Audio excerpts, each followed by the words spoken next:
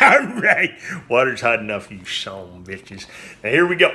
So this is very straightforward. All I did is I actually put 2 cups because I could have added 2 more cups to the steeping. I only used 6 cups. I could have added 8. I saw that it said you could add 6. So, and then it says add 1. So I actually could have used 3, but I'm using 2. Okay, and it's just I'm just gonna just kind of like this, making sure that it's getting all the sugar. And this is basically a lesson in sparging, really, because this is kind of the concept. Obviously, is more involved when you're doing all grain. So you want to spread it across the grain ski, and that's it. That's it, man. And then I'm just gonna slowly let that do that.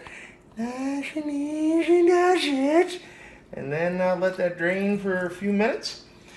That's it. And I'm gonna let that drain. That old son bitch gonna let that drain. And then what am I gonna do? What's next? Oh, so this. So I'm gonna put it back on the gosh darn stove, and I'm gonna bring it to a boil, and that's it. And then I dump the hops in when it hits boil, and I take it off the heat. So it's not a 30-minute boil, it's not a 15-minute boil, it's not a 60-minute boil. It's like boil, hops in, done.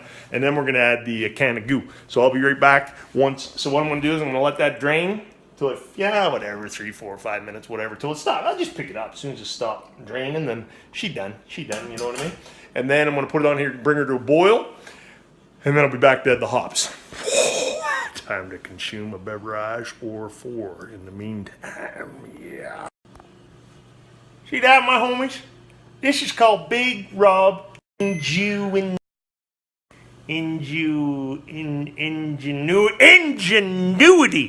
What that means is, look at that. I picked that son of a bitch up out of the strainer and started leaking more of the goodness, more liquid. That's just son of a bitch.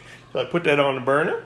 And what I did is I got one of these little microwave son bitches, oven ranges, whatever you call these son bitches, and I just hung the bag there over top, let it get some of the goodness. Don't want to squeeze it, let the goodness flow. Just had to show you because that was almost genius.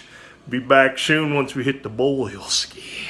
Man, we got boil, we are a boiling, and I'm a little pissed because it's right in the middle of Insane in the Membrane from Cypress Hill, and it was on my phone, blazing through the Bluetooth, and I had to turn it off because we got boil. The instructions say I put the Cascade hops into this son bitch right here, and I'm just adding that in there, and it says immediately take off the heat. So I turned it off the heat, putting that son bitch over there, and that's it. That's crazy. No boil. Just like that. Now what I'm going to do is I'm going to come over here. At the moment I'm draining the sanitizer out of my Mr. Beer. You want to use a no-rinse Star San, or actually when you buy the Mr. Beer kits they come with a no-rinse sanitizer. It's good shit. Use it. But you get my old son of a bitch Can of Goo has been sitting in the nice hot water. Now it's warm water. All my equipment, actually my scissors aren't sitting on the counter. That's bad. That's sanitizer, Star San. You want to sanitize the shit out of everything, man. That's how your beer can go bad real fast. So now what I'm going to do, guys, I'm going to open that son of a bitch right there, and I'm going to put that son of a bitch right in there with that, and I'm going to stir it up real nice like, and then I'm going to be right back. Ooh, live action. Oh, yeah. All right, so what'd I do? Look at that, man.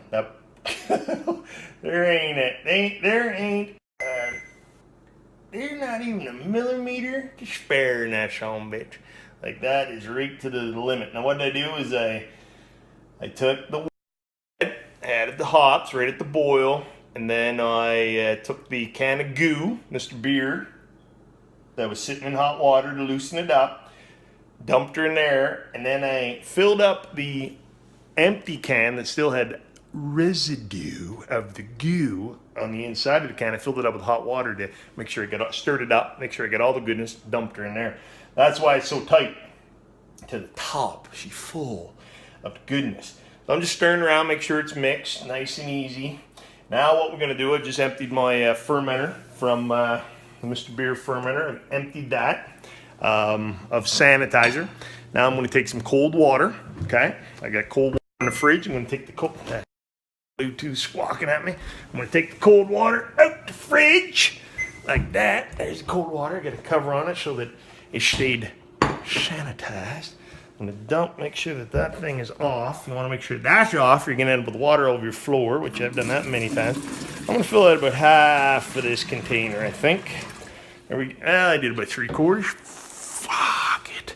All right, okay. Now I'm not gonna do this for you guys watching because I gotta dump that into that little hole and I can see an issue arising. Not sure how this is gonna go, but I'll be back. Let you know how it went if I spilt most of it all over the floor, which could be, I might have to scoop it out with a sanitized measuring cup. That's what I'm gonna do. That's what I'm gonna do. Be right back. I'm gonna pitch the yeast and we're gonna be done. Woo! So it's all in there, guys. I put probably 4 liters. After I put the wort in there, the hot wort, I put probably 4 liters of cold water on top of what I had already put in, which was probably 1.5 liters. Okay, so that's cool. On the back of it, there's an 8.5 mark. That's what you want to get up to on the back of the little Mr. Beer keg. You can't really see it. I mean, maybe you can. I don't know. Fuck, it's right there. If you can see that, I don't know. Anyway, that's where you want to make sure it's full to. I may stick my temperature thermometer in there to see if we're at pitching temperature, but typically I figure with the amount of cold water I put in there that it should be, but I probably will. I'll sanitize my thermometer and throw it in there and see. And then it says to stir it up, so I'm making sure that the Can of Goo is all mixed up with the specialty grain concoction that I sat there and steeped for a bit. And so I'll be right back to pitch yeast, guys, after I check to make sure the temperature's at pitching temperature.